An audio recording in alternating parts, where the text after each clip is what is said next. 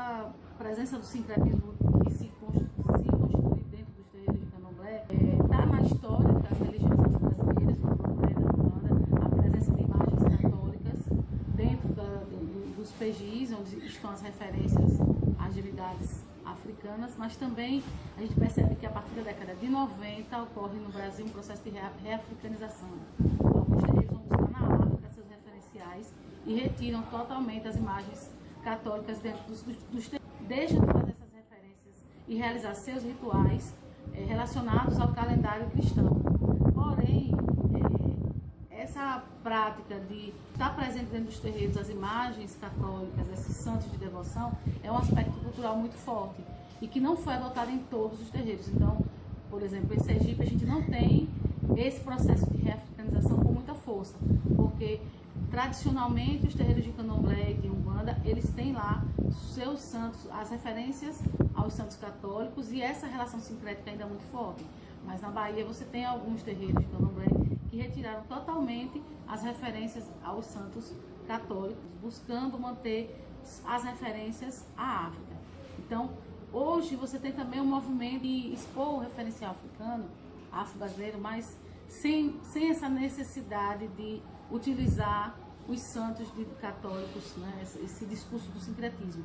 Então, hoje a gente tem, já com uma forma também de luta, de referencial do movimento negro, né, que vem lutando contra as práticas preconceituosas, a intolerância. Então, hoje você tem os movimentos culturais que ganham força, os blocos afros, que desde a década de 70 e 80 crescem, né, tendo a referencial a Bahia, que lança esses blocos afros, os afoxés, que já vem da década de 50, que surge na Bahia, se espalha pelo Brasil todo, né, que também é uma forma de mostrar essa cultura afro-brasileira, as expressões e os ritmos afro-brasileiros, e os cortejos que acontecem em todo o Brasil, sem necessariamente manter esse discurso do sincretismo.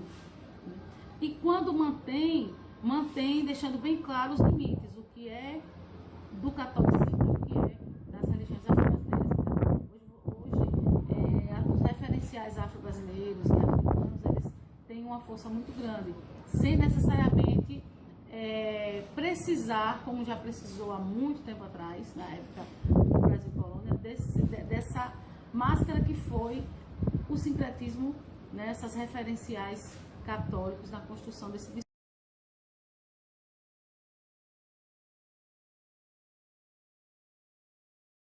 Existem tradições que são regiões rurais, do campo, que é a prática das novenas, a religiosidade popular brasileira mesmo, do catolicismo popular, que acontece nas casas, nas residências, que nas regiões urbanas, nos centros urbanos, como na capital, como em Aracaju, ainda é possível ver algumas famílias que realizam suas novenas, né? E essa prática das novenas é algo que é uma forte referencial do catolicismo popular.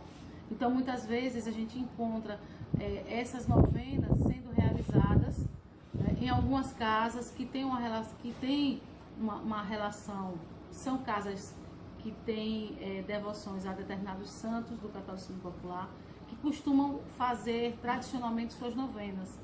Né? Então, você tem as novenas voltadas a São Cosme e São Damião, a São Jorge, a Santo Antônio, a Santa Bárbara.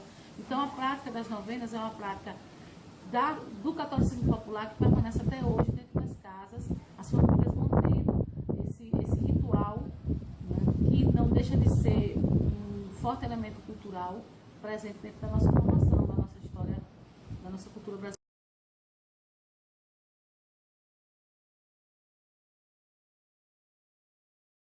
Essa relação de sincretismo religioso que se constrói ao longo do Brasil colônia, ao longo do período da escravidão, de que forma essa relação sincrética vai ser construída associando orixás a santos católicos, buscando uma relação de associação entre as histórias dos santos e os mitos desses orixás.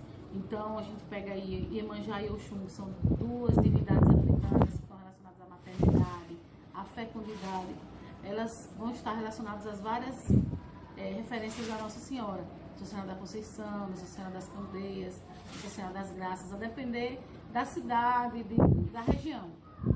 Santa Bárbara e que vai ser sincretizada com Inhaçã, né, deixando bem claro que Santa Bárbara não é Inhaçã, tem Inhaçã e Santa Bárbara. A história mitológica de Inhaçã tem uma relação com raios e trovões, a divindade guerreira, e é uma divindade que está relacionada aos raios, aos trovões. E na história de Santa Bárbara tem uma história que, em síntese, relata que o pai era dentro de uma torre, né, tanto que na imagem de Santa Bárbara você tem a torre. Santa Bárbara e Inhaçã tem essa relação do raio na história de Santa Bárbara, né, e da luta que essa santa católica enfrentou para seguir os preceitos cristãos, para seguir o cristianismo.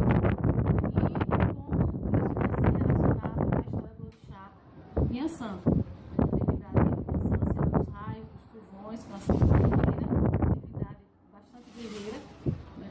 E por isso a gente tem essa relação. Outros santos católicos também vão estar relacionados às histórias dos orixás.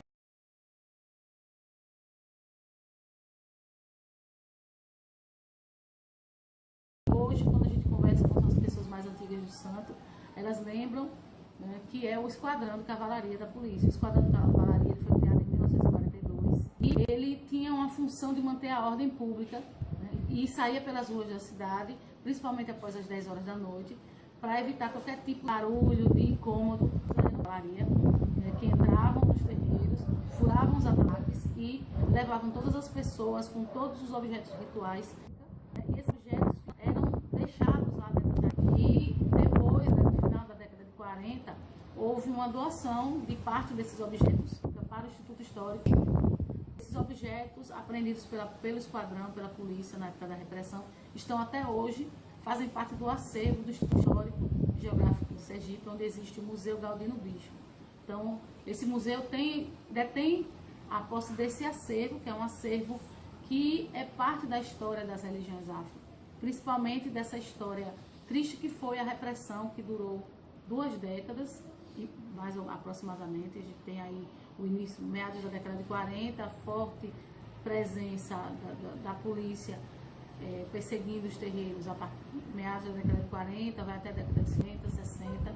Então a gente tinha essa presença muito forte do esquadrão. O esquadrão foi um instrumento utilizado pela polícia para perseguir os terreiros e não permitir a realização dos rituais, já que os terreiros utilizavam os atabaques que faziam barulho e incomodavam a vizinhança. Então essas denúncias eram feitas inclusive nos jornais da cidade.